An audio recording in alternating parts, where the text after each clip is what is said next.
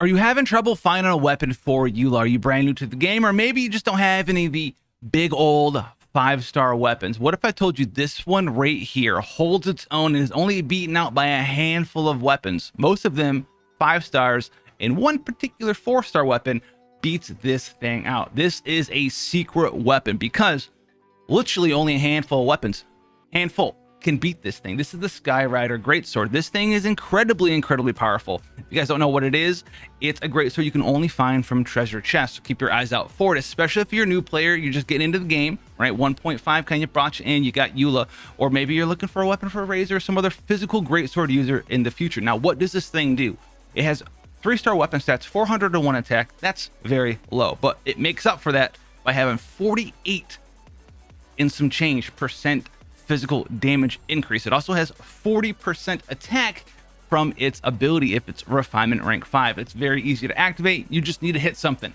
So this weapon actually does so much stuff. It blows out a lot of the other claymores out of the game. Which ones doesn't it not beat? So it does not beat the 3 big 5 stars: Wolf's Gravestone, Unforged, Broken Pines. It doesn't beat these ones out in any way. Even if these are things are refinement rank 1 or refinement rank 5, these would always beat out the big old Skyrider Greatsword there. Now, Skyward Pride, if you don't have that proc up on it, if you haven't just used your elemental burst, you're not doing vacuum blades. While you're doing the vacuum blades, the Pride will actually do more damage to the Skyrider.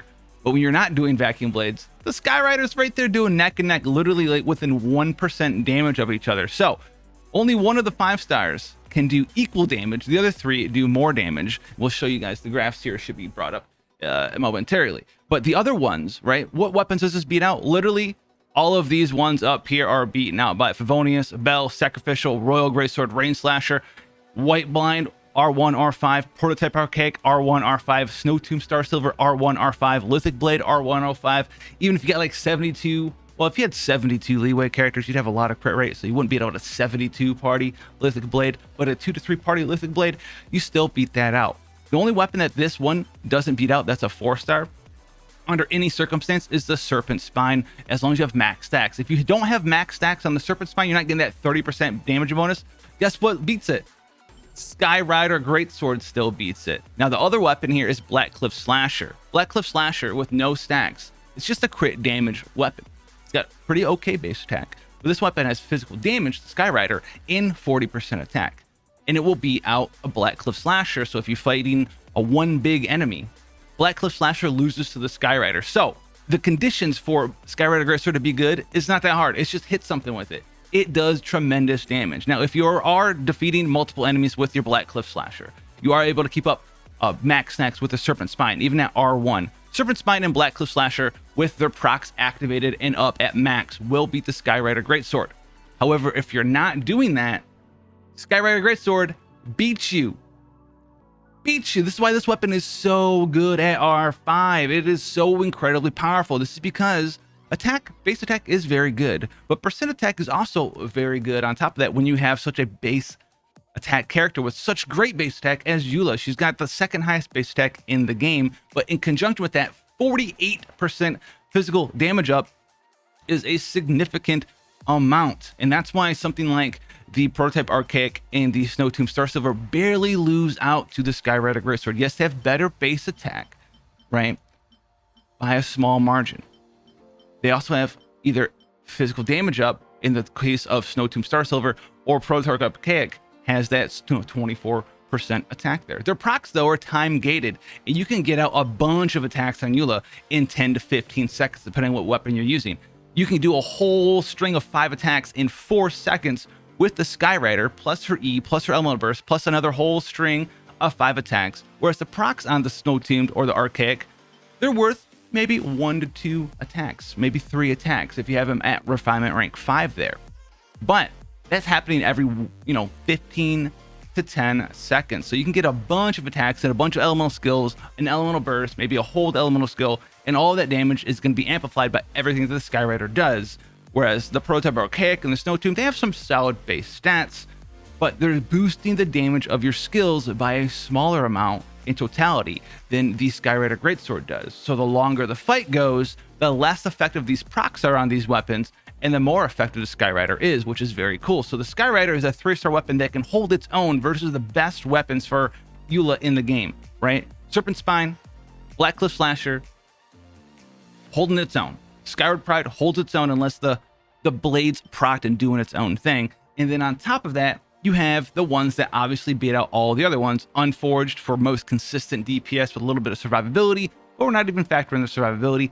Wolf's Gravestone for the highest burst potential in the game once you get an enemy below 30% HP, and then Broken Pines right on Wolf's Gravestone's tail there for the amount of damage that you're able to do. Now, we've seen the chart blurb up a little bit, but I'm gonna throw a big one up here for you guys so you can see all of the different scenarios for what's going on here. You can see that the Sky Rider R5 with the proc activated under these scenarios, which is a mix of normal attacks, the procs are there for the weapons, etc., etc. All the weapons using the same builds, all the weapons using the same substats, it falls smack down right into the center here.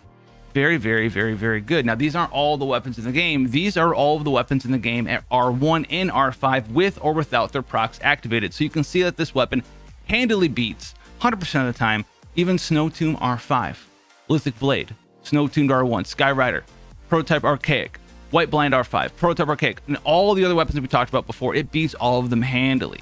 Now, it's very neck and neck with the Skyward Pride here, very, very close to each other here, literally within 1%, like we said. So it holds its own against a 5-star weapon, which is a little bit wild.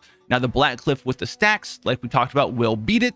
The Serpent Spine with the stacks maxed out at even R1 will beat it. But if you take those away, the Sky Rider R5 will beat them, which leaves all of these other ones to be all the different versions R1 and R5 of the other various 5-star weapons with or without their proc. So, you know, a non-proc Broken Pines at R1 beats it. With the proc, it still beats it. Obviously, at R5, it still beats it, etc., etc., etc.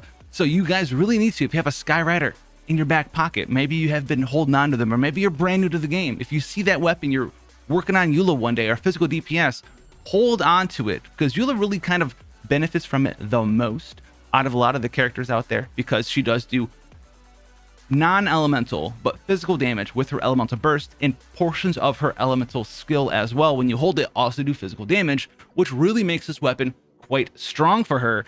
And you can just kind of see the power of this in the statistics and data that we're showing you here. So there's a lot of cool stuff you guys can get your hands on, and the Sky Rider is probably the last great hidden gem of weapons outside of possibly the Messenger for a 3-star bow that we could see someone abuse in the far, far, far future. If you want to know about other weapons, guys, that you guys need to be holding on to, some hidden gems in Genshin, I'll link that video to the description of this one as well.